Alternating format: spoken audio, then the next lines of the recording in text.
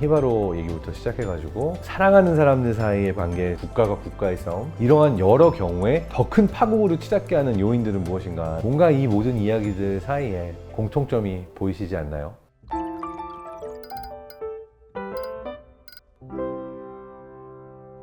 안녕하세요. 뇌과학박사 장동선입니다. 오늘은 멸망에 대해서 얘기해 보려고 해요. 누구도 사실 망하는 거를 원하지 않죠. 행복해지기를 원하고, 돈 많이 벌길 원하고, 부유해지길 원하고, 다 잘 되기를 원하지만 굉장히 많은 케이스에 그래 잘해보자 시작해서 결국은 같이 망하는 길로 가는 케이스들이 굉장히 많습니다. 사랑도 그렇고 사업도 그렇고 국가 간의 전쟁을 봐도 그런 일들이 많이 일어나고 있죠. 이러한 문제에 대해서 생각하게 해준 의외의 영화가 있었는데요. 넷플릭스의 러브, 데스 앤 로봇이라고, 그중 마지막 편이 히바로라는 작품인데, 이거는 말로 설명할 수가 없는 작품이라서 보고 나서도 내가 지금 뭘 봤지? 이게 뭘 의미하지? 라고 한참 생각하게 하는 그런 작품입니다. 그 작품을 보고 생각났던 것들이 우리는 언제 자멸의 길을 가게 되는가 라는 주제와 맞닿아 있는 것 같아서 그럼 얘기를 해보려고 해요. 이 작품은 말 한마디 없이 진행이 되거든요. 현대무용처럼 춤의 동작들이 나옵니다. 근데 이 춤을 안무한 분이 사라 실킨이라고 하는 굉장히 유명한 안무가인데요. 이 작품에 대해서 뭐라고 생각했는지 인스타에 올렸어요. I relate to her, someone who destroys and is destroyed by the people she loves. 내가 사랑하는 사람들을 나는 늘 파멸로 밀어넣고, 사랑하는 사람들에 의해서 나도 결국 파국을 맞는 존재다. 그러니까 이야기 안에서 그렇게 가게 만들었던 것들이 무엇일까? 함께 자멸하게 되는 것에 어떤 공통의 메커니즘들은 없을까? 질문을 해보려고 합니다. 특별한 한 남자가 있죠, 영화 안에. 다른 모든 이들은 소리를 지르면 막 더 미친 듯이 나에게 다가오는데 결국 그걸로 인해서 막 상처를 받고 죽고 이러는데, 한 남자만은 내가 노래를 내도 내가 소리를 내도 영향을 받지 않는 거예요. 그러다 보니까 호기심이 생기고 나중에는 이 사람한테 끌린다라고 보이는 거죠. 근데 여기에서 굉장히 흥미로운 게 또 하나 있습니다. 주인공 남자가 사이렌의 목소리에 영향을 받지 않았던 이유는 귀가 들리지 않기 때문이었어요. 누군가에게는 내가 가지고 있는 모자람과 결핍이 오히려 더 큰 무기가 돼서 내가 살아가는데 하나의 플러스가 될 수가 있는 거죠. 기사 갑옷을 입고 새로운 미지의 땅에 들어온 그러한 기사와 괴물인지 인간인지 알 수 없는 그런 요괴처럼 생긴 금빛 여인, 너무 다른 존재들인데 일단은 서로가 서로에 대해서 두려워하면서 궁금해하면서 다가가고 탐색하고 어느 순간 키스까지 나누면서 사랑하는 것처럼 보이죠. 근데 여기에서도요, 사랑하는 방식이 좀 거칠어요. 키스가 아니라 거의 물어뜯듯이 막 피가 흐르는 장면이 나죠. 그리고 반대로 이 남자는 그 상처에는 별 영향을 안 받는 것 같은데 상대의 몸에 있는 금에 관심을 보입니다. 그 금빛 여인의 몸에 붙어있는 금들을 하나하나 떼가기 시작하죠. 자, 여기서부터 벌써 어긋남이 보이기 시작하는데, 나에게 자연스러운 행동이 내게 의미가 있고 소중하다고 생각되는 것들이 상대에게는 전혀 그렇지 않을 때 서로가 서로의 살점이 뜯겨져 나가면서 피를 흘리기 시작하는 거고, 그때부터 그러한 행동이 상처가 되기도 하는 것 같습니다. 여기에서 우리는 그 다음 단계로 진행되는 파국으로 치닫는 사랑을 볼 수가 있죠. 결국은 이게 좋게 갈 수가 없어요. 계속 서로가 상처를 입고, 가장 흥미로운 장면은 금을 떼내고 뭔가 그래도 포옹을 하고 사랑하는 듯이 보이다가 어느 순간 이 피가 물에 떨어지게 되고 그 핏물을 마신 남자가 갑자기 소리가 들리게 되죠. 근데 그때부터가 파멸의 시작이죠. 소리가 들리기 시작하니까 결국 사이렌의 지배를 받고 특별함이 없어졌고, 마지막에 다른 남자들과 똑같은 그런 최후를 맞이하는데, 여기서 안타까운 것은 자기 혼자 최후를 맞이하는 것이 아니라 자신에게 관심을 보이고 사랑하는 것처럼 보였던 사이렌도 처참한 모습으로 피 흘리면서 끝나죠.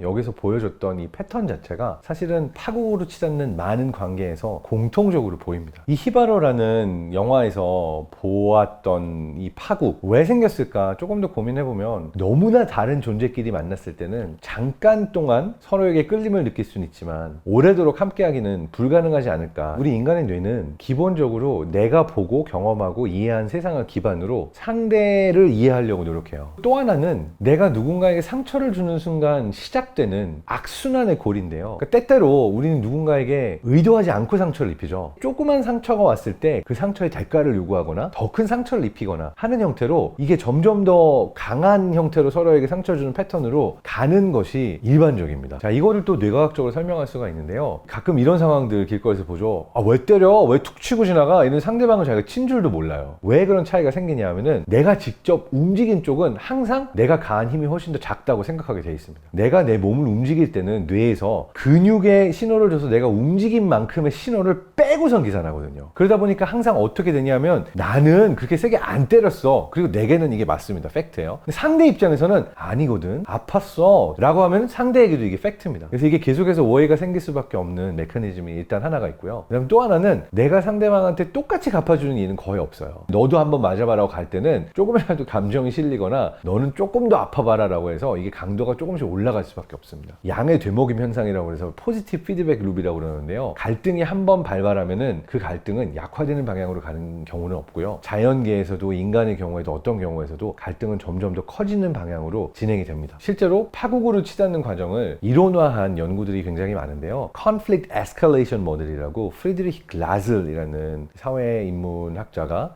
낸 이론이 있습니다. 갈등이 진행되는 것은 공통적으로 9단계 정도로 진행이 된다라고 얘기를 합니다. 3단계인데요. 처음에는 윈윈으로 시작해요. 양쪽이 말로 풀 수도 있고 사실은 이게 갈등이 진짜 갈등으로 안 갈 수 있는 정도예요. 그래서 모든 갈등의 1단계는 약간 싸한 그런 기운으로 시작을 하죠. 그러다가 두 번째는 이제 말로 나 이거 좀 마음에 안 드는데 말해서 표현을 한다든지 말이 오고 가고 세 번째 단계가 액션으로 가는 겁니다. 야 너랑 말 못하겠다 됐어 하고 일어난다든지. 근데 여기까지는 어쨌든 되담을 수가 있는 단계입니다. 그 다음 단계는 윈 루즈 단계라고 그래서 어느 한쪽은 손해를 보거나 억울할 수밖에 없는 형태로 진행이 금방 돼요. 보통 4단계, 5단계, 6단계에서는 어떠한 것들이 일어나냐면은 다른 사람들을 끌어들이기 시작해요. 야 봤어?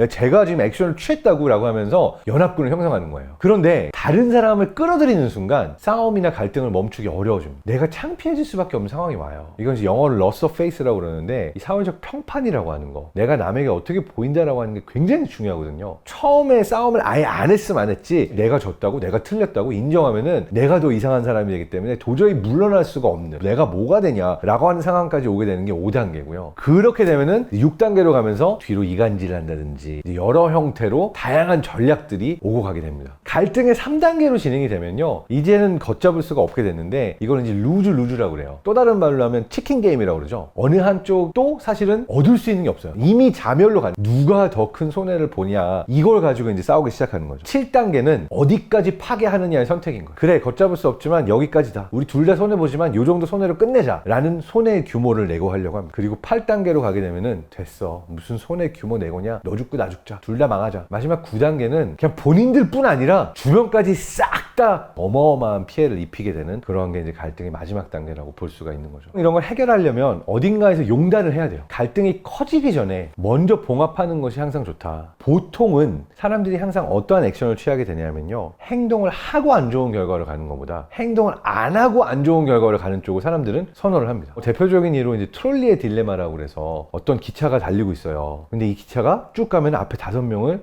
치게 생겼어요. 근데 그 기차에는 기관사만 타고 있거든요. 근데 이걸 보고 있던 누군가가 이렇게 딱 레버를 돌려가지고 기차를 이렇게 옆으로 돌려버리면은 기차에 타고 있던 사람만 죽고 5명을 살릴 수가 있는 거예요. 그럼 너는 어떡할 거야? 라고 했을 때 내가 레버를 작동해서 한 명이라도 죽게 하는 행동은 대부분의 사람들이 거부감을 가져요. 그러니까 내가 행동을 안 해서 5명이 죽은 건 내가 죽인 건 아니잖아 라고 사람들은 생각을 하지만, 내가 5명을 구하기 위해서 레버를 작동했다는 거는 내가 직접 한 명을 죽게 만들었다, 양심의 가책을 느끼게 되어 있거든요. 파국으로 가더라도 내가 차라리 선택을 안 하는 쪽을 선호하는 것이 기본적으로 더 많은 사람들이 가지고 있는 심리다 라고 하는 부분이 있습니다. 히바로 얘기부터 시작해가지고 갈등 이론을 이야기하고, 사랑하는 사람들 사이의 관계, 국가가 국가의 싸움, 이러한 여러 경우에 비슷한 형태로 이제 갈등이 더 큰 파국으로 치닫게 하는 요인들은 무엇인가 라는 얘기도 했는데요. 뭔가 이 모든 이야기들 사이에 공통점이 보이시지 않나요? 우리 모두는 비슷하면서도 다른 존재이기 때문에 상대의 다름을 그냥 무조건